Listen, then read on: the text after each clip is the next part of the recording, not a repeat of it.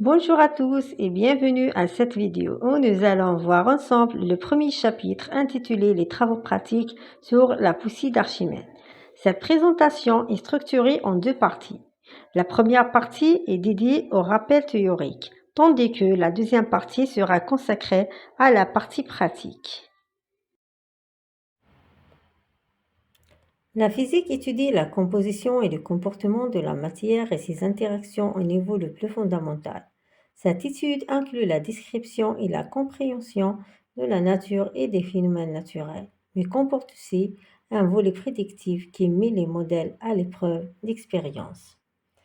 La physique est la science de la nature la plus fondamentale, s'occupe de la composition de la matière, sa création, ce moment de la lumière et du son, des atomes et des molécules, de la fission et de la fusion des solides et liquides et gaz. En bref, elle s'occupe de tous les objets physiques, son domaine est tout ce qui peut être observé et tout ce qui peut être mesuré. Nous allons commencer par un petit rappel théorique sur la poussée d'Archimède. On va se poser la question. Très souvent, quand on voit des bateaux, on se demande, mais comment un objet lourd peut-il flotter sur l'eau? Selon le théorème d'Archimède, le corps solide partiellement ou entièrement immergé dans un fluide, liquide ou gaz, au repos, subit de la part de ce liquide une force appelée la poussée d'Archimède.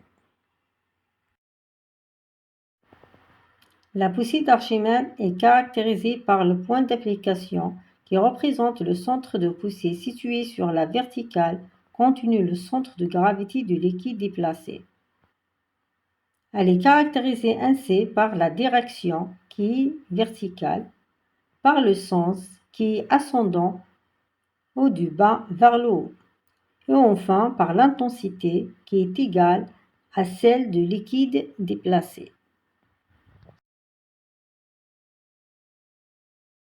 On passe maintenant à la relation exprimant la poussée d'Archimède.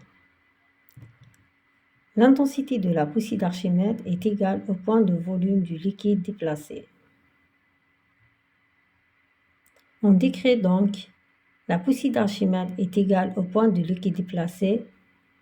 On remplace donc dans la relation précédente, la poussée d'Archimède est égale à la masse du liquide multipliée fois la gravitation, sachant que la masse volumique du liquide est égale à la masse du liquide divisé sur le volume des liquides.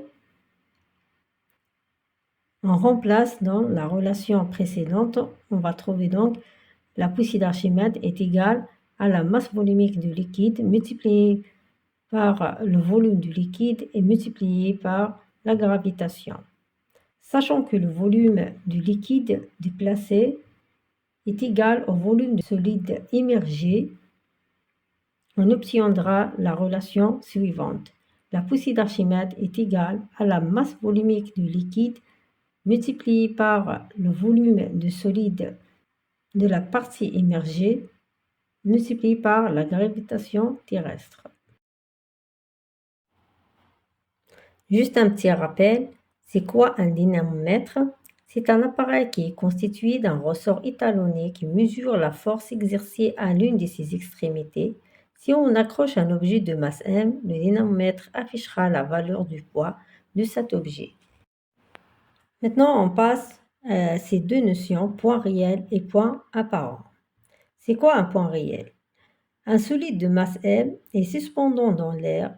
En utilisant un dynamomètre, ce solide subit de la part de l'air une poussée d'Archimède dirigée vers le haut, dans le sens opposé de la gravitation terrestre. Comme la masse volumique de l'air déplacé est très faible en comparaison avec la masse volumique de solide, le dynamomètre attaché verticalement au solide nous donne la valeur de son point réel, P égale n multiplié fois la gravitation. Donc, c'est la masse fois la gravitation. Maintenant, on passe à la notion de point apparent. Lorsque le solide est immergé partiellement ou tellement dans un liquide, une force verticale opposée à son poids réel lui sera appliquée et le dynamomètre nous permet de mesurer son point apparent.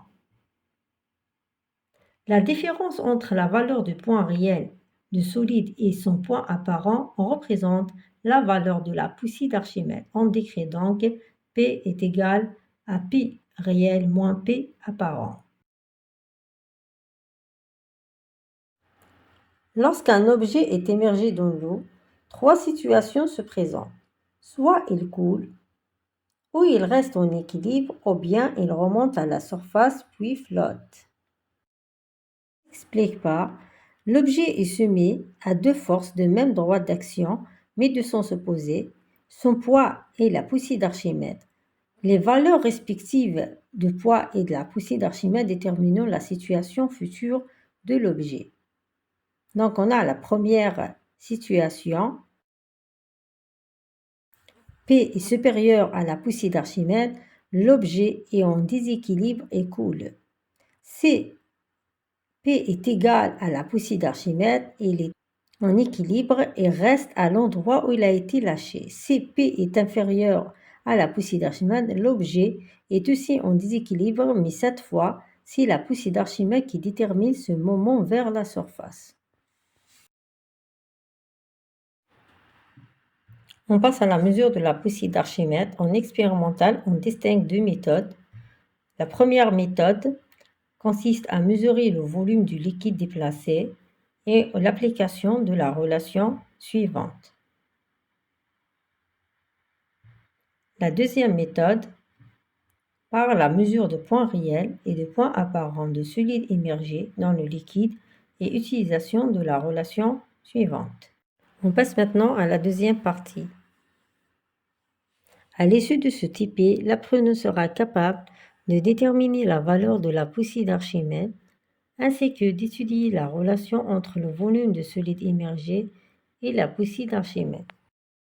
Afin de réaliser ce TP, le matériel utilisé est un dynanomètre, un solide muni d'un crochet, une éprouvette graduée, un pied solidaire d'une tige fixée à l'aide d'une noix, une piscette, un plateau élevateur et un bichère.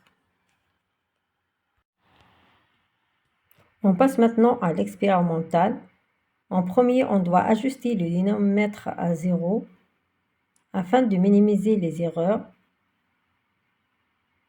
Par la suite, on doit fixer le dynanomètre sur le support. Puis, on mesure le point réel du corps solide. L'étape suivante, il faut introduire environ 300 ml d'eau dans le récipient gradué. Par la suite, notez avec précision le volume VA introduit dans le récipient. Puis, on introduit le solide dans le récipient tout en ajustant le volume de la partie immergée de solide en utilisant l'élevateur. Pour chaque volume immergé, lire le poids apparent de solide indiqué par le dynanomètre. Il faut noter les valeurs de volume de solide immergé, du point réel et du point apparent. Après avoir réalisé cette expérience, les étudiants doivent répondre au compte rendu. Donc la première des choses à faire, c'est de remplir le tableau. Question posée, avant d'entamer les mesures, nous avons ajusté le dynanomètre sur l'index 0, donc vous devez justifier pourquoi. Calculer la valeur de la poussée d'Archimède, là, vous devez utiliser la relation. Donc, la poussée d'Archimède est égale à la différence entre P réel et P apparent. La troisième question, représentez graphiquement la relation P en fonction de Vs. Faites la représentation graphique de la relation P en fonction de Vs sur la feuille millimétrique. La cinquième question, c'est de déduire la forme mathématique générale de la relation P en fonction de Vs. La sixième question, est-ce qu'il y a présence ou non d'une correspondance entre la relation graphique et la relation analytique? La septième question, à partir du graphe, il faut déduire la valeur de la gravitation. Nous arrivons à la fin de cette vidéo. Je vous remercie de m'avoir prêté attention.